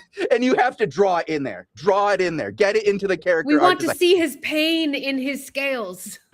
But we can't dedicate any time to him talking. No, he's going to get 2 lines, and they're both in reply to the player, and they are the same 2 lines that every other NPC in this city will say. Well, so like here again, AI, and once you have AI, you can have NPCs that are responsive to world events. Suddenly you've spawned a new zone and you have to take down Cobblemot, and the NPCs are like, whoa, you found Cobblemot? I heard blah, blah, blah, blah, blah. Like, here's a legend of Cobblemot. Like, that's how you create living, breathing worlds. It's so few games are able to have the resources to make steps like that happen. Red Dead Redemption 2 did. You know, they spent their $2 billion on their game. $2 billion? They so much money. So much money. It's a lot of money, but they could afford to have so much money. So much money. Okay. I'm just hoping I get to play it someday. Before I'm 50. Someday. No, we're getting World War III before GTA 6. Yeah. Oh my God. It's just insane out there. We're going to have quantum computers before we have GTA 6. Like, yeah. Consumer level quantum computers. We've gone computers. back to the moon before we got GTA 6. We're going to... Haley's Comet will be back before we get Grand Theft Auto 6. We're gonna get GTA 7 before GTA 6. Have you seen? That's pretty good. That's pretty good. I like that. Well, there's also a guy on Twitter that claims to be a time traveler, and he's shown like a scene of a video game store like 30 years from now in the future, and it's GTA 8. Oh no! Oh. It's like we only maybe got we're gonna get Bully years? 2. Maybe. Well, I mean, if we get Bully 2, right? We could get Red Dead 1. You know, like we can get Red Dead. You know, not Redemption. We can get the sequel to the first one. Then you can have, I don't know. They could bring back the top-down Grand Theft Auto, and Grand Theft Auto Britain 2. You know, like what was it? Grand Theft Auto 1969 2. We could pull that one off. There's some good stuff there. Yeah, we could. Oh God, that would be great. But there's stuff out there. Where's the Boogie Nights version of GTA? Like, where's the the Quentin Tarantino like Pulp Fiction style version of Grand Theft Auto? Like, these are IP crossovers that I think are completely missing and that the world needs. Sorry, total sidebar, but like, you're gonna get me onto like a side topic here about AI, because I've seen the incredible things you can do with cartoons now. Like, I'm a big 80s cartoon junkie. I will watch the He-Man, and I'll even watch G.I. Joe or Transformers. Love Transformers. The movie, the original movie, fantastic. Best soundtrack ever for a movie. But I saw G.I. Joe, but with live action characters for all the original toys. And I was like, just make me a cartoon with this. I don't care how bad the acting is. It can be completely stilted. The animation can be terrible. I've watched the cartoon. It's horrendous. It's terrible. It's like 4 frames a second. It's bad.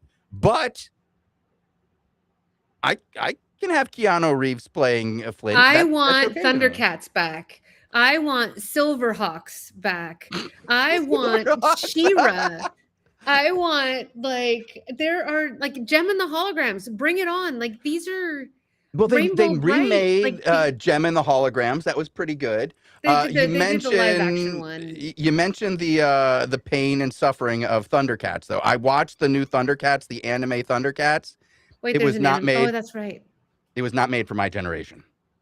No, There's no, something I don't like about the remake of She-Ra either. I mean, Yep. and I am a fully accepting inclusivity warrior, and I miss my She-Ra with a sword and heels. Like, there was There's something something to about say being about, feminine yeah. and badass. Like, I I will.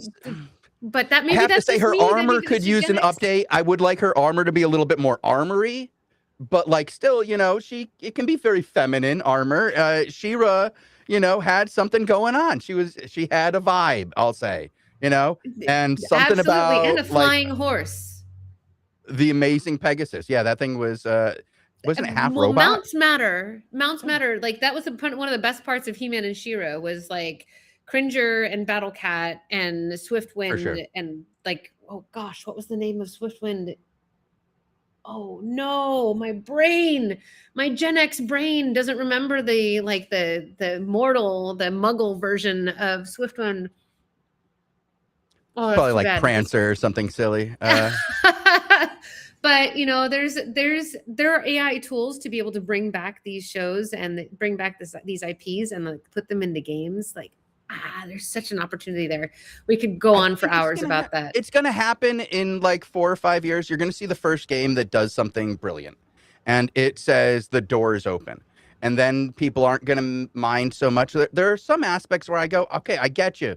We shouldn't use AI like this, but not using it. Oh, I'm getting out of frame here. You're getting excited. I'm too excited. But like, there's so many things you can use it for that are an additive experience for the player. Mhm. And yes, it might not be as good for some developers, but that happens whenever there's a technology jump.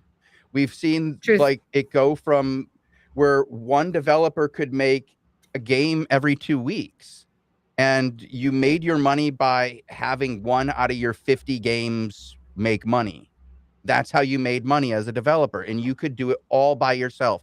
And then we got to the point where you needed 12 people, and now if you want to make a fully AAA, it's going to sell to the masses game, you are looking at having 200 to 400 people. These are outrageously large numbers of people to employ, and you can't do that when the market for individual games is shrinking because you have so many games available, and the 100%. expectations kept going up from players because it's easier and easier to develop visuals and certain other aspects of the game. You don't need to make $1 billion game in order to be successful. And No, I not think at we've all, set no. expectations way, way too high, when in fact, like, discoverability is the challenge, because as you're making games for more people, you have to distill and dilute your gameplay experience from your core target market to more of an everyone market. And then there's just nothing to resonate against. You are just stuck with generic, and sure, that can be a great game, but that's not going to have high retention. What you want, and the reason why World of Warcraft won was because, like, it was a gameplay loop that incentivized you to bring your friends. So that's like a K factor that everybody finds enviable. But also, like, it was a game to, like, continue and keep coming back to because you would invest in it. And it was for a specific type of player. Yeah. Your time mattered. And unfortunately, there's a period where that stopped being the case with World of Warcraft because it was about getting the next expansion out. And and it became like power leveling through the content to see how fast you could get through. And then, we had this point in gaming where it was about creating a game that would last 2 to 3 years. That was the idea. Your game is supposed to last 2 to 3 years, long enough for development to start and end on a sequel or something else that allows you to show your skills again. And then we got to this point where that's not always going to make money. Like, if you have a new IP, you are at a 50-50 with, is it going to make money? You know, you can have the greatest game in the world. You can have Kingdoms of Amalur and then it doesn't sell. Um, that was terrible. I mean, do you know how much work you have to do to have a Yankees fan feel bad for Kurt Schilling? You have to do a lot, okay? You have to do a lot. And I feel awful for that guy and the situation and how that whole thing feel more awful for for the the devs. I feel team. bad for the Yeah. devs, and I even Our feel team bad for got the state of Rhode Island. I feel bad for everybody except for like 2 people in that. Like it's a rough situation, and we all have seen games that go like that. It was a lot more beautiful stories world like with a that have been lot of coming onto the fun. market. It's killing It's killing hard, the and industry. because every game costs so much to make, there's so much riding on, and it can't be about what did you learn as a development team. Like how did you build fans? Sure, you might not have sold 200 million copies, but you sold 50,000, and those 50,000 are waiting for your next game. That should be a good thing, even if you don't get your full investment back, because now you have something for your next one. You have added on skills, but instead we're in this, and I'm only going to use this for the AAA market, where you find the cheapest developers you can, you give them the shortest contracts you can, and then when you find out they don't have work for 3 weeks, you cut them and hire somebody in 3 weeks who has less experience, so you can pay them less. Maybe even give them another job on top of the other one because you have better managers now who are experienced with dealing with new people. And it seems to be the constant churn we're in. And if I'm talking out of hat here, whatever. But we're in a weird place with the industry, and I think we're at a moment of transition. But I think what we're recognizing is the fact that we're making games too big, we're making games too expensive. We need smaller teams to be able to chase smaller ideas and riskier ideas, to be able to create those environments and create a more of a level playing field. And AI right now is one of the things that allows a small team to punch above their weight class. Absolutely, it allows teams to do more with less. And yet there's such an industry backlash against AI that is going to fix the very problem that's plaguing the AAA industry, right? It's going to shrink budgets. It's going to increase outcomes. And yet we're not allowed to use it because boo hiss bad. And, some uses of AI are being conflated with the problematic uses of AI, but there are ways to get around that. There are ways to don't put AI art in your game. Make sure that you're using human skill. See, I'm gonna say something like that might get me some hate, but in 3 years nobody's gonna care whether it's AI art or not. And the reason because it's going to be about the merit of the idea, right. And we are in a part now where in the industry where it's all about jobs, and it's all about job security, and because it's so insecure, it's so hard, and I think, and I could be wrong on this, that I think this is the greatest thing for indie developers, period, is being able to get the work done without having to hire the person, and then being able to bring the person in afterwards to refine the work. Yes, it will result in probably 1/10 of the necessary individuals at some of the bigger studios, but it will result in 10x the games being built in the smaller studios. And then I they actually can figure out where their audience is and Right. focus on the thing that's hard, which is distribution and getting to the players eyes. that actually will convert. And that's Seeing where people. the magic happens. Build the communities. It's very hard. It's hard to do, but here we are, right? Coming back every Friday, building the community. And here's my hot take for the day. I actually think that the people who are feeding all this negative things about the AI are the gatekeepers, are the ones with the money. They're the ones who are investing in it and using it, but they want to be able to say that it's bad so that all the player's sentiment is negative, because player incentive in sentiment doesn't affect Madden. Madden, it doesn't matter. Madden can be worse than it was last year, and worse than it was the year before that, and People worse will than it still was the buy year it. before that. They will They're buy it still every going to single buy year. it. But that indie game, if it gets even the hint of negative press, it gets buried by games journalism, and that makes it very hard to sell it to an audience that has a hard time paying for a $14 game, And but a that very keeps the easy market time buying a concentrated. $70 game. Exactly. Yes. And yep. And there we are. That's my rant for the day. I feel good about it. I got that one out. I got to yell about how AI is both good and bad. Well, I support this. I am clearly a supporter of AI in the workplace, and also a huge supporter in making sure that it's human centered, and that human beings are continually in the driver's seat. And we're going to get a lot of backlash from the firing rounds that we've been having. The industry is going to look different, Yep. and it sucks. And we're suffering it. We can't get funding right now because nobody's backing game teams. No. Nobody's backing game projects. We're going to see what happens because we keep fighting the good fight every Friday at 2 p.m. Eastern, 11 a.m. Pacific. Come back next week, friends. This was fun. There, I Thank was you for having me. self-promoting. Oh my gosh, Shawn, thank you so much for coming. Thank you for joining our stream and giving us your hot takes. We love the hot takes around here. We're never shy. And thank you for playing our little game. I like it. I think you've got something here. And from my experience, having been part of an indie MMO, I would say go to your fans and slowly build one a day. Build a game that they want to play, one player at a time. You hear that, friends? We want to see you more. Come back. Tell your friends. Bring them in, because this game is... Shawn, what do you think? What's your high-level take? I think Would it you play has... it again? I will play it again, but I want to do something that I can't do alone. Do you know what I mean? And I can kill something alone. I can play other games where I can kill something alone.